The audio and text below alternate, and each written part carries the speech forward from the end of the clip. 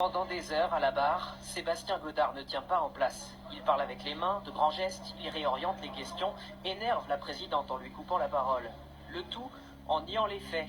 Non, il n'a pas détourné l'argent des personnes sous tutelle ou curatelle dont il avait la charge pour s'acheter une voiture ou des ordinateurs.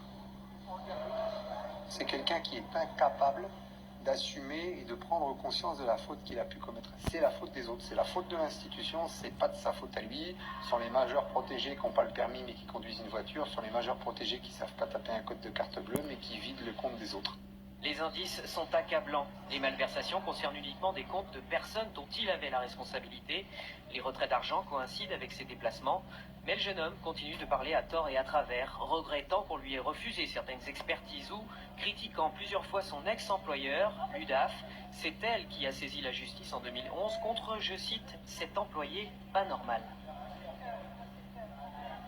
C'était quelqu'un d'extrêmement excité. C'est quelqu'un qui se promenait, par exemple, tout le temps avec deux gobelets, des comprimés, voilà. Comment a-t-il pu être embauché? On peut aussi se tromper sur la qualité des recrutements qu'on peut faire. Le directeur assure qu'il a renforcé les contrôles depuis l'affaire.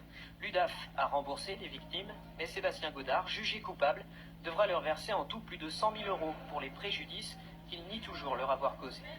Je pense qu'il va faire appel. On parle d'un homme qui n'a pas de casier judiciaire, qui est diplômé, qui est parfaitement inséré dans la vie sociale. Donc pour moi, c'est pas un cas désespéré.